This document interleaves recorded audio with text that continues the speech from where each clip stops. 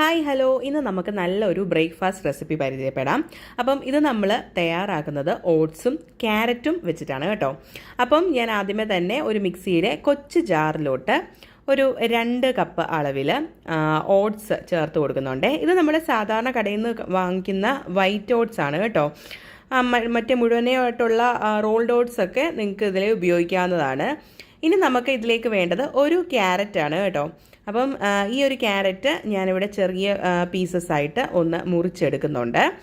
ഒറ്റ ബാച്ചായിട്ട് നമുക്ക് 1 കപ്പ് ഓട്സും ഈ ക്യാരറ്റും കൂടെ നമുക്ക് മിക്സിയിൽ പൾസ് ചെയ്തെടുക്കാനായിട്ട് സാധിക്കത്തില്ല.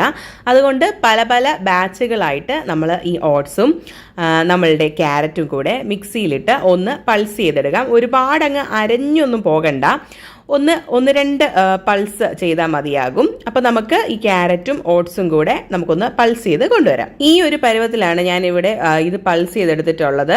അപ്പം നമ്മളുടെ ഓട്സിൻ്റെ പുട്ടുപൊടി ഇവിടെ റെഡി ആയിട്ടുണ്ട്. ഓട്സും ക്യാരറ്റും കൂടെ ചേർത്തിട്ടുള്ള പുട്ടുപൊടിയാണ്.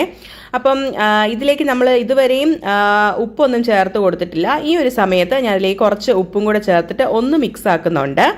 ഉപ്പ് ഒന്നെങ്കിൽ ഈ സമയത്ത് ചേർത്ത് കൊടുക്കാം, ഇല്ലെങ്കിൽ നിങ്ങളത് പൾസ് ചെയ്യുമല്ലോ, ആ സമയത്ത് ഉപ്പും കൂടെ ചേർത്തിട്ട് പൾസ് ചെയ്തെടുക്കാവുന്നതാണ്. അതൊക്കെ നിങ്ങളുടെ ഇഷ്ടാനുസൃതം നിങ്ങൾക്ക് മാറ്റം വരുത്താവുന്നതാണ്. ഇനി നമുക്ക് ഇത് അടച്ച് വെച്ച് കുറച്ച് നേരം ഒന്ന് മാറ്റി വെക്കാം. നിർബന്ധമൊന്നുമില്ല, ഒരു 5 മിനിറ്റൊക്കെ മാറ്റി വെക്കുന്നത് നല്ലതാണ്. ഇനി നമുക്ക് പുട്ടുണ്ടാക്കുന്ന പരിപാടിയിലേക്ക് കിടക്കാം. അപ്പം അതിന് വേണ്ടിയിട്ട് ഇവിടെ എടുത്തിട്ടുള്ളത് ഒരു പുട്ടുകുറ്റിയാണ്. അപ്പോൾ ഞാൻ ഇതുപോലത്തെ സിലിണ്ടറിക്കലായിട്ടുള്ള പുട്ടുകുറ്റി എടുത്തിട്ടുള്ളത്.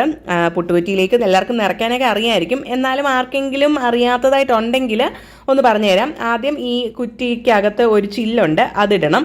അതിനുശേഷം ആദ്യത്തെ ലെയറായിട്ട് നമ്മൾ കുറച്ച് തേങ്ങ ചിരവിയത് ചേർത്ത് കൊടുക്കണം.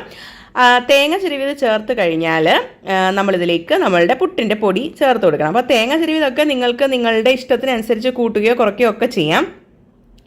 അപ്പം നമ്മൾ അടുത്ത ലെയറായിട്ട് നമ്മുടെ പുട്ടുപൊടി ചേർത്ത് കൊടുക്കുന്നുണ്ട്.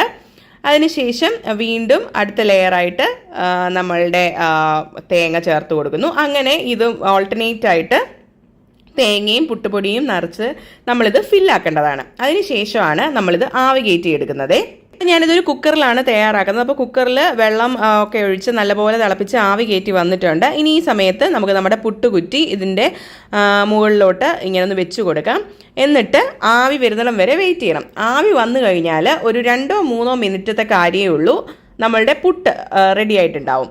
അപ്പോൾ അതേ ആവിയൊക്കെ കയറി വന്നിട്ടുണ്ട്. ഒരു 1-2 മിനിറ്റ് നമുക്കൊന്ന് വെയിറ്റ് ചെയ്യാം. അതിനുശേഷം നമുക്ക് ഇത് പാത്രത്തിലേക്ക് കുത്തിയിടാവേ. അപ്പോൾ അതേ നമ്മളുടെ പുട്ടൊക്കെ റെഡി ആയിട്ടുണ്ട്. ഇനി നമുക്കിത് ഇതുപോലെ ഒന്ന് കുത്തി കൊടുക്കാം. അപ്പോൾ അതേ നമ്മളുടെ അടിപൊളിയായിട്ടുള്ള പുട്ടൊക്കെ ഇങ്ങനെ സെറ്റായി വന്നിട്ടുണ്ട്. കറികളൊന്നും ഇല്ലെങ്കിലും കഴിക്കാൻ വളരെ ടേസ്റ്റിയാണ്. അതുപോലെ തന്നെ നമ്മളിതിൽ ക്യാരറ്റൊക്കെ അരച്ച് ചേർക്കുന്നതുകൊണ്ട് തന്നെ നല്ല ഫൈബർ റിച്ച് ആണ്. അതുപോലെ നമ്മുടെ ക്യാരറ്റിന് ചെറിയൊരു മധുരവും ഉണ്ടാവും. നല്ല ടേസ്റ്റിയാണ് കേട്ടോ. പിന്നെ വെയിറ്റ് ഒക്കെ കുറയ്ക്കാനൊക്കെ ആഗ്രഹിക്കുന്നവർക്ക് ഇത് നല്ലൊരു ഓപ്ഷനാണ്. ഓട്സ് അറിയാമല്ലോ, വെയിറ്റ് കുറയ്ക്കാൻ വളരെ ഹെൽപ്പ് ചെയ്യുന്ന ഒരു ഐറ്റം ആണ്.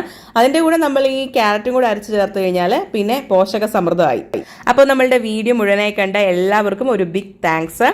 നമ്മൾ മറ്റൊരു പുതുമയാർന്ന വീഡിയോയുമായിട്ട് വേറൊരു ദിവസം കാണുന്നതായിരിക്കും. അതുവരേക്കും ബൈ ബൈ.